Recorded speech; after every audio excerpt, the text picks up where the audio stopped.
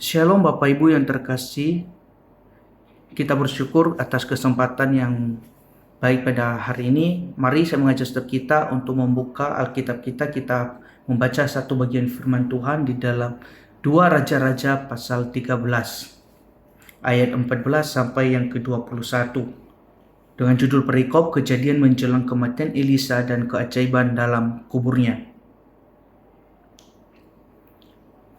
Ketika Elisa menderita sakit yang menyebabkan kematiannya, datanglah Yoas raja Israel kepadanya dan menangis oleh karena dia. Katanya, "Bapakku, Bapakku, kereta Israel dan orang-orangnya yang berkuda." Berkatalah Elisa kepadanya, "Ambillah busur dan anak-anak panah." Lalu diambillah busur dan anak-anak panah. Berkatalah ia kepada raja Israel, "Tariklah busurmu." Lalu ia menarik busurnya, tetapi Elisa menaruh tangannya di atas tangan raja, serta berkata, "Bukalah jendela yang di sebelah timur." Dan ketika dibukanya, berkatalah Elisa, "Panahlah." Lalu dipanahnya. Kemudian berkatalah Elisa, "Itulah anak panah kemenangan daripada Tuhan, anak panah kemenangan terhadap Aram. Engkau akan mengalahkan Aram di Afek sampai habis lenyap." Sesudah itu berkatalah ia, "Ambillah anak-anak panah itu." Lalu diambilnya. Setelah diambilnya, berkatalah Elisa kepada raja Israel, "Pukulkanlah itu ke tanah."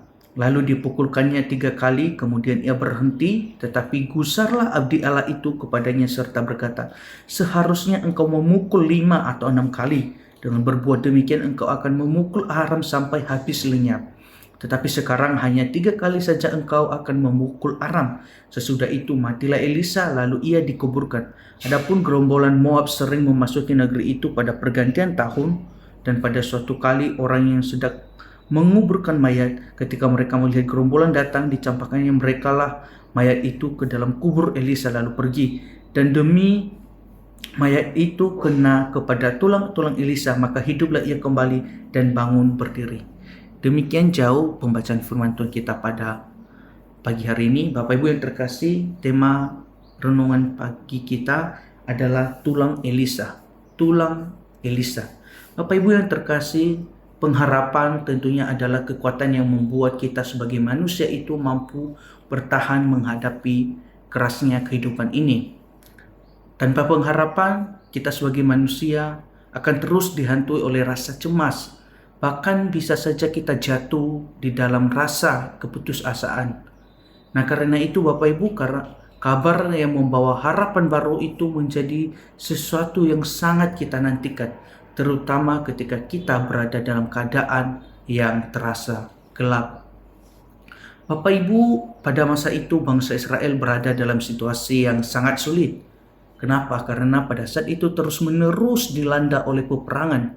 Kita melihat di dalam 2 Raja-Raja pasal 13 ini, dikisahkan bahwa pemerintahan Yoahaz dan putranya Yoas pada saat itu. Dan sayangnya keduanya melakukan apa yang jahat di mata Tuhan.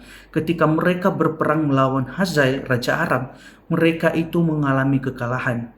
Namun karena belas kasih dan kesetiaan Tuhan, kemenangan tetap diberikan kepada mereka.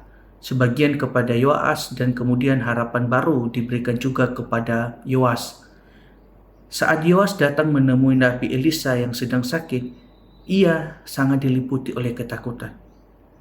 Elisa lalu memintanya untuk memanah ke arah timur sebagai lambang kemenangan daripada Tuhan. Dan kemudian ia menyuruhnya juga memukulkan anak panah ke tanah. Yoas melakukannya sebanyak 3 kali, di mana ini menggambarkan kemenangan terbatas atas Aram yang hanya sebanyak 3 kali saja. Nah, Bapak Ibu, di bagian perikop ini kita bisa melihat bagaimana menceritakan tentang sekelompok orang Israel yang sedang menguburkan orang mati. Nah, ketika mereka melihat rombongan Moab datang pada saat itu, mereka panik dan takut. Akhirnya mereka melemparkan mayat itu ke dalam kubur Elisa. Dan ajaibnya Bapak Ibu, mayat tersebut bangkit kembali saat menyentuh tulang Elisa. Nah, peristiwa ini menjadi tanda bahwa kuasa Tuhan yang bekerja melalui Elisa atau melalui diri Elisa itu belum berakhir, bahkan setelah kematiannya sekalipun.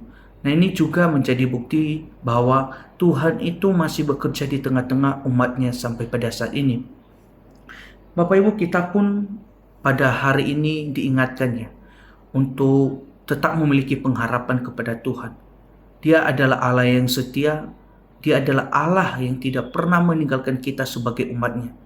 Di tengah berbagai situasi hidup yang kita alami, suka, duka, baik yang mudah maupun yang sulit sekalipun, kita itu diajak untuk tetap percaya bahwa Tuhan itu terus berkarya dengan caranya yang ajaib itu.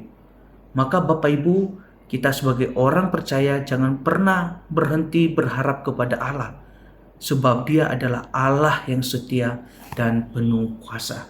Demikian renungan firman Tuhan pada pagi hari ini. Mari kita berdoa. Bapa di surga, kami bersyukur atas kesempatan yang baik pada pagi hari ini, di mana kami bisa merenungkan firman-Mu. Kiranya apa yang boleh kami renungkan ini tidak hanya berlalu begitu saja, tetapi kami benar-benar melakukannya dalam hidup kami.